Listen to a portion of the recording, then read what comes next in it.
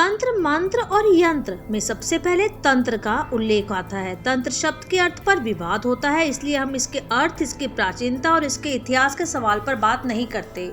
यहाँ तांत्रिकों से जोड़कर तंत्र का जो प्रचलित अर्थ है या भाव समझा जाता है उसे ही समझते हैं। दरअसल तंत्र शब्द योग शब्द के समान है। जैसे हर तरह के दर्शन के आगे योग लगा दिया जाता है, उसी तरह तंत्र भी। उदाहरण, सांख्य योग को सांख्य तंत्र कहा जाता है। तंत्र को हम सिद्धांत शब्द के समान समझ सकते हैं। तंत्र का मांस, मदिरा और संभोग से किसी भी प्रकार का संबंध नहीं है। जो व्यक्ति इस तरह के घोर कर्म में लिप्त है वह कभी तांत्रिक बन ही नहीं सकता। तंत्र को इसी तरह से लोगों ने बदनाम किया हुआ है। तंत्र एक रहस्यमयी विद्या है।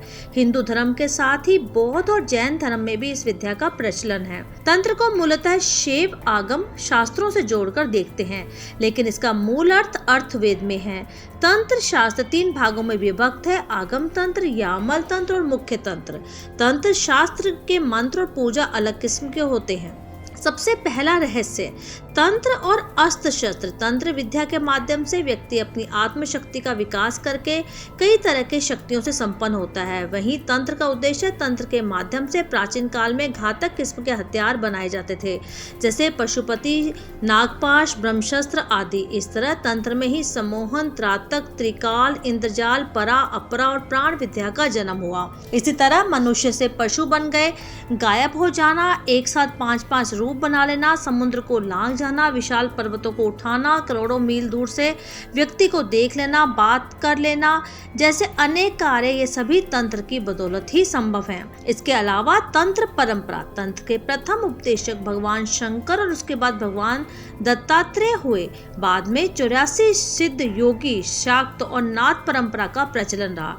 इस परंपरा में गुरु गोरखनाथ और नवनाथों का उल्लेख करना यहाँ आवश्यक है, क्योंकि गोरखनाथ के गुरु मत्स्य इंद्रनाथ थे। यहाँ ऐसे हजारों तांत्रिकों के नाम गिनाए जा सकते हैं जिन्होंने तंत्र को एक नई ऊंचाई पर पहुंचाया और सिद्धि प्राप्त की। इसके अलावा तंत्र विज्ञान, जिसमें यंत्रों के स्थान पर मानव अंतराल में रहने वाले विद्युत शक्ति को कुछ ऐसी विशेषता संपन्न बनाया जाता है जिसे प्रकृति से सूक्ष्म परमाणु उसी स्थिति में परिणत हो जाते हैं जिसमें कि मनुष्य चाहता है। पदार्थों की रचना, परिवर्तन और विनाश का बड़ा भारी काम बिना किन्हीं यंत्रों की सहायता से तंत्र द्वारा हो सकता है। विज्ञान के इस तंत्र भाग को सावित्री विज्ञान, तंत्र साधना, वाम मार्ग आदि नामों से पुकारते हैं। तंत्र शास्त्र में जो 5 प्रकार की साधना बतलाई गई है उसमें मुद्रा साधन बड़े महत्व का है और श्रेष्ठ है।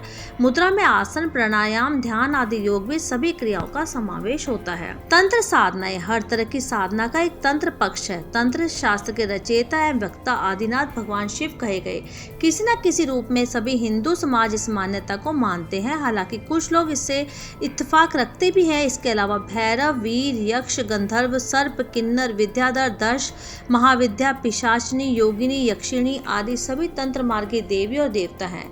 कई तांत्रिकों के मसान, पिशाच, भैरव, छाया, पुरुष से बड़ा, ब्रह्म, राक्षस, वेताल, कंड, पिशाचनी, त्रिपुरी, सुंदरी, काल रात्रि, दुर्गा आदि की सिद्धि होती है। इसके अलावा 5वां रहस्य यह है कि ये तंत्र साधनाएं कैसे होती हैं। तंत्र साधना में शांति, कर्म, वशीकरण, स्तंभन, विदेक्षण, उच्चाटन और मारण नामक 6 तांत्रिक षट कर्म होते हैं। इसके अलावा 9 प्रयोगों का वर्णन मिलता है: मारण, मोहन, स्तंभन, विदेक्षण, उच्चाटन, वशीकरण, आकर्षण, यशीनी साधना, रसायन क्रिया तंत्र। 9 प्रयोग है। उक्त सभी को करने के लिए अन्य कई तरह के देवी देवताओं की साधना की जाती है।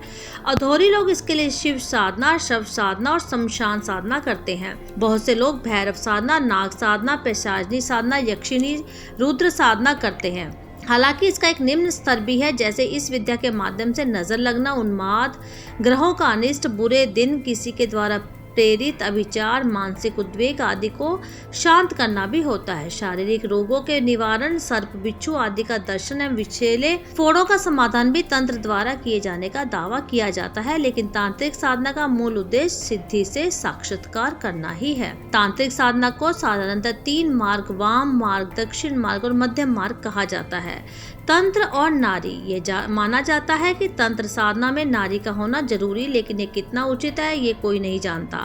हालांकि बहुत से तांत्रिक नारी के बगैर भी साधना करते हैं, क्योंकि इसकी अनिवार्यता स्वीकार नहीं की गई है।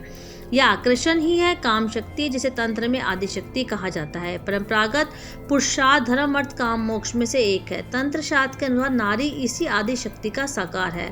प्रतिरूप षट चक्र भेदन व तंत्र साधना में स्त्री की उपस्थिति स्वीकार है, क्योंकि साधना स्थूल शरीर द्वारा न होकर शरीर द्वारा ही संभव है। तो ये कुछ रहस्य से थे जो तंत्र के माध्यम से हम जान पाए हैं। तंत्र शास्त्र का ज्ञान भी यही है और रहस्य भी।